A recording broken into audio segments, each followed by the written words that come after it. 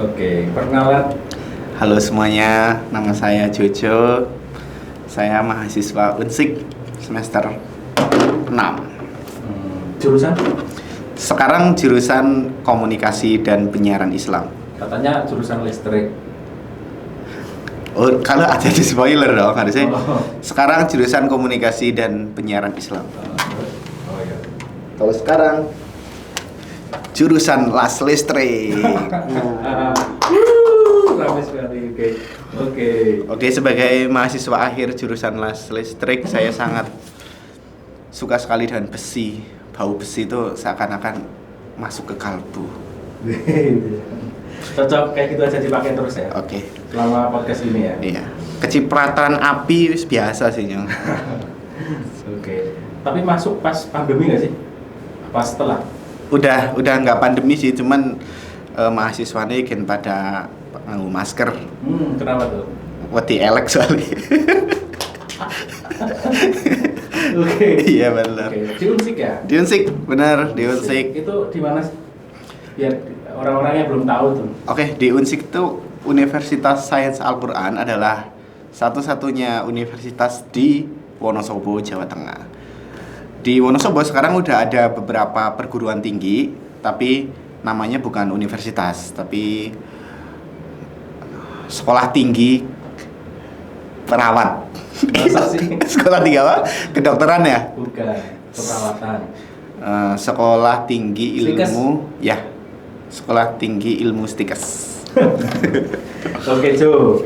Oke, sudah 6 semester berarti ya? Sudah 6 semester, 3 tahun saya di Unsik. Bisa di ini enggak kayak ceritakan pertama kali masuk sampai detik ini ikut apa aja gitu, bisa diceritakan? Oh, boleh. Pertama kali masuk tahun 2021 akhir, saya langsung masuk di Unsik dan ikut SSB. Apa tuh? Sekolah sepak bola. Sekolah sepak bola. Betul nggak di Unsik juga sih SSB ini. Nah, saya jurusan, maksudnya di SSB ngambil fokus gawang. Gitu ya. Udah luas belum? Out frame lah. Out frame ya. Orang sangat mulai aja. Mana nih? Oh gitu. Udah ya. Udah. Nggak, maksudnya saya masuk di Unsik ikut beberapa organisasi seperti lembaga pers mahasiswa, adalah organisasi jurnalistik di Unsik. Saya di situ belajar tentang banyak hal, seperti membuat LPG, cara mencairkan uang dari rektorat, seperti itu. Saya belajar tentang itu. Terus apa lagi? Saya- Hanya itu kegiatannya? Saya ikut di himpunan prodi, ada namanya. Jadi di setiap prodi itu pasti ada organisasi internal, itu seakan-akan menjadi pengurus dari prodi itu. Jadi bukan seakan-akan ya, tapi emang menjadi pengurus untuk membuat acara-acara tentang keprodian itu. Apa yang menarik selama 6 semester ini? Ini sih saya menjumpai beberapa hal yang random di Unsik, kayak contoh WC deh. Oke. Saya pernah masuk ke WC, cibuke gayungnya itu pakai wadah sosis. Beneran, toples sosis so nice. Cibuke wadah sosis. Saya lihat ke kantin, sosisnya wadah cebok. Kebalik. Tapi pas masuk kaget sih, kayak masuk WC, wih, cibuke wadah sosis. Masa ikan anak sih dodol. Saya masuk ada mbak-mbak kan, sosis rasa apa mas? Ayam mbak. Tinggal sapi ya. Kehabisan saya. Emang dodolan. Dodolan di situ. Deh, tinggal Apa sapi. lagi nih yang menarik di Unsik? Di Unsik tuh sebenarnya kita kuliahnya santai ya, karena awal semester saya masuk cuma seminggu 3 hari, itu pun nggak full. Kadang jam 12 sudah selesai, jam 3 udah selesai. Jadi kita bisa melakukan kegiatan di luar kampus dengan banyak waktu seperti itu. Itu menarik ya menurut kamu ya? Menarik gitu, karena saya lihat di film-film ya, kalau anak mahasiswa itu sepertinya sibuk-sibuk bawa buku, bawa laptop ya kan, belakang gendong anak kan, kadang ada yang seperti itu. Oke. bantu ketawa dong. Oh anak kan. Gitu. Gitu. Nah, ekspektasi waktu SMA kan, Ya. kuliah itu seperti apa? Itu saya sebutkan tadi itu merupakan ekspektasi saya. Kuliah tuh bakalan sibuk, begadang, ngerjain tugas. Sekarang begadang sih, tapi kan nonton drakor beda kan. Begadang terus setiap minggu stres, kayak wah tugas selesai. Ketika di Unsik, kan tugasnya gampang deh kayak makalah, terus bikin video. Ada ini nggak Yes. hafalan Al-Quran gitu wajib itu nggak ada? Oh Maksudnya, ada. pelajaran apa tuh? Itu di semester 1 tahfidz. Kita menghafal juz 30 dari awal sampai akhir. Oh, coba ada yang masih hafal? Ada dong. Coba ya. Alhamdulillah. Tapi itu kan semester 1 ya. Sekarang sudah semester 6, jadi fokusnya sudah beda. Fokusnya sudah beda. Sekarang lebih ke Apa? videografi saya. Saya hafal videografi. Oke. Tapi bisa lah ya. Bisa. Nilainya berapa, Tafid? Tahfidz saya dapat nilai B 3,9. Berarti biasa lebih ya. Bangetan biasa.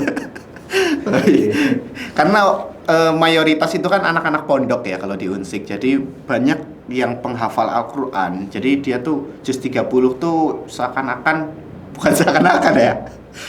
Juz 30 tuh easy buat mereka. Jadi bisa diselesaikan. Nah, saya itu backgroundnya kan bukan anak pondok, anak rumahan. Jadi saya agak sedikit tertatih-tatih untuk belajar menghafal itu. Tapi dengan tekad yang kuat. Saya dapat 3 surat sih waktu itu atau 4 sih. Oke. Tapi nggak apa-apa ya. Artinya walaupun hanya 3 atau 4 itu tetap lulus gitu ya. Artinya Ya. tidak dimarahi gitu ya. Tidak. Karena yang dinilai itu bukan dari berapa banyak hafalan, tapi Proses. bagaimana tekad kita Tekadnya. untuk menghafal. Yang penting setiap hari, setiap minggu itu kita hafalan terus di depan dosen. Oke. Bagus. Artinya itu tidak jadi problem yang signifikan lah ya.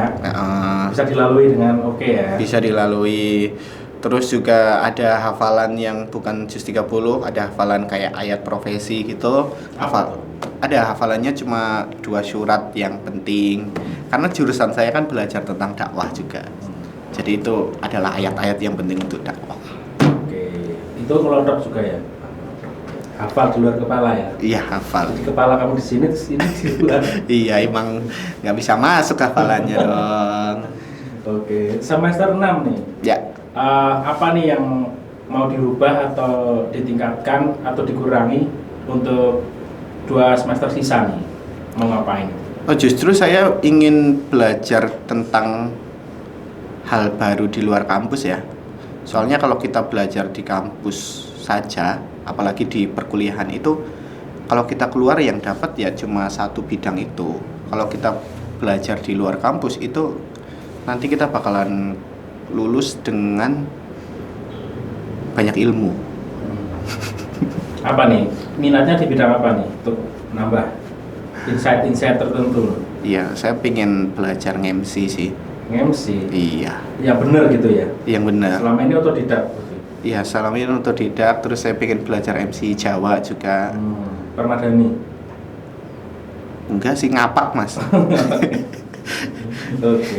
Emang target MC marketnya orang Cilacap mas. Ada ya gitu ya. Ada MC formal, non formal, satu ini Cilacap. Langsung detail banget Cilacap ya. Gitu sih. Jadi buat teman-teman kalau mau kuliah itu juga kita harus mengasah soft skill kita. Biar kalau kita lulus itu kita punya sebuah keunggulan dari mahasiswa lain. Jadi kalau kita lulus, kita tidak bingung mencari pekerjaan karena kita punya insight, punya skill di dalam diri kita. Oke, menarik. Ini di 10 pertama nih, ya kan? Kita jeda dulu nih. Jadi kayak Mas Jojo ini relax dulu, ya kan? Relax, terus pikirkan kayak kata-kata ya kan? Kata-kata mutiara boleh, ya kan? Pesan-pesan boleh, yang ada hubungannya dengan musik boleh ataupun tidak boleh ya. Bebas berarti. Panjang boleh, pendek boleh kan. Ya. Jadi silakan bebas sekarang mau menyampaikan apapun, yuk. Closing ini berarti. Belum closing sih. 10 menit pertama. Yuk. Apa? Renungkan dulu nggak apa-apa ya. Bebas. Unek-unek boleh. Ucapan happy birthday juga boleh, silakan. Ini boleh ngomong sekali sekarang nggak? Sekarang Ngomong terus ya. Ngomong terus ya. Oh, saya ngomong terus. Hidup ini tuh sebenarnya bagaikan kompetisi. Kita mau di kampus, di luar kampus, di keluarga, itu sebenarnya seperti kompetisi. Kalau kita menang di kompetisi itu merupakan kalau kita menang di kompetisi itu merupakan apresiasi dari dunia untuk kita karena kita sudah bekerja keras. Tapi kalau kita belum menang, itu merupakan acuan untuk diri kita berproses jadi yang lebih baik.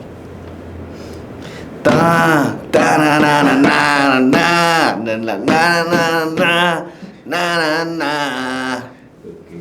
Ada lagi? Udah sih, itu saja. Bingung soalnya. Oke, mungkin ada ini nggak keluhan selama hidup ya? Ya. Apa nih? Mengeluh apa ya? Oke. Atau fine-fine aja hidupmu? Masalahnya seperti orang pada umumnya sih, finansial ya. Finansial. Cowok ya kan? Iya. Tough ya. Bener. Soalnya kita tuh hidup sebenarnya butuh uang, meskipun uang bukan segalanya, tapi semuanya tuh kita membutuhkan uang. Jadi bekerja keraslah untuk mendapatkan uang itu. Oke, menarik. Ngomong tentang uang nih, Ya. sekarang kan bahan pokok sekarang naik nih. Ya. Terus, tapi daya beli masyarakat tetap segitu. Dan UMR juga tetap segitu. Ya kan, pekerjaan tetap tidak banyak-banyak amat itu. Kamu menyikapinya seperti apa? Adil nggak? Sebenarnya untuk orang-orang yang bisa beradaptasi itu pasti bisa melewati ini semua ya. Tapi jika gaya hidup kita mungkin sering nongkrong di kafe yang mahal, makan sushi yang mahal, ya kita harus beradaptasi, mencoba makan sate usus biar murah kan. Gitu sih, makannya yang sesuai kemampuan kita aja sih. Kayak beras juga mahal sekarang. Ada alternatif makan selain beras? Leye. Saya pernah makan leye. Tapi enak beras itu tuh. Oke, yang jadi masalah terkadang gini. Ada berita nih. Jadi kayak petani jual beras itu sekitar 5 ribuan. Tapi di pasaran sampai 17.000, 18.000. Nah, itu kan petani pun tidak mendapatkan efek-efek amat dengan mahalnya beras. Iya. Kamu ada solusi nggak sebagai mahasiswa Unsik? Oke. Tanggung jawabnya sebagai mahasiswa Unsik ya. Karena saya mahasiswa yang bergerak di bidang videografi ya. Saya akan membahas tentang beras. Jadi beras itu enak mas kalau dibuat sinematik gitu. Pas pure itu bikin sinematik. Harganya sedikit mahal karena dijual dengan sinematik gitu ya? Benar. Oke, jadi dengan iklan, proses editing, videografi itu bisa meningkatkan value. Jadi kalau petani-petani itu bisa videografi, bisa teknik editing, itu bisa menaikkan harga jual dari beras itu. Dan walaupun harga beras 5.000, dapat kontennya itu, adsense-nya itu loh, dari kontennya itu loh. Benar. Itu bisa kan? Benar. Atau dapat endorsan petani. Nah, artinya tetap jadi petani tapi dikontenin. Benar. Dapat endorsan, dapat adsense dari YouTube misalnya. Oh iya benar, kamu juga tuh. Iya, itu menjadi ladang ekonomi baru. Selain ladang padi ya. Iya benar. Petani jadi sampingan, meskipun lahannya luas, petani jadi sampingan. Nah, pekerjaan pokoknya jualan lagi. Ya tadi balik lagi. Konten. Oh, coba ya, karena kita tidak bisa berbuat banyak ya. Bulog aja masih belum bisa nemu ya. Kenapa bisa terjadi seperti ini kan? Bulog juga mahal ya sekarang ya? Iya, bulog. Apa sih itu bulog? Beras bulog bukan sih? Berapa sih sekarang? Tahu. Nggak tahu, nggak riset ya. Lokbul. Tapi maksudnya itu sih benar sih, nggak kepikiran juga sih sama petani kadang kan. Iya. kalau dikontenin gitu kan. Iya benar. Iya benar-benar. Mungkin karena itu jurusan saya di videografi ya, mungkin kalau yang jurusannya di manajemen mungkin kita pilah-pilah mana beras yang bagus, beras yang sedang, sama yang buruk, jadi dipilah, dijualnya terpisah. Oke deh. Ini terupdate nih harga beras hari ini itu ada yang 19.800. Wow, Selasa 12 Maret. matang ya? Matang? Enggak. Enggak matang. Itu di Gorontalo, ya kan? Ada di daerah lain ada yang masih di angka 15.000. Kalau sebelum ini kan di angka 10 sampai 13 kali ya. Ya kan? Atau 12 gitu. Emang lagi naik ya? Emang naiknya signifikan ya? Iya, kayak 70%-an gitu ya? Iya. Itu bisa membuat harga-harga makanan siap saji juga mahal ya? Iya, efeknya ke mana-mana sih kalau beras mahal sih. Kayak bensin berarti ya? Untung puasa sekarang. Bener. Yeah. Jadi beras mahal tetap kita nahan lapar kan? Biasanya 3 kali sehari, sekarang 2 kali. Bener, kacak sisi tok ya sebenarnya. Solusinya berarti puasa. Bukan. Bukan. Solusinya adalah mencari uang yang banyak. Oke ya.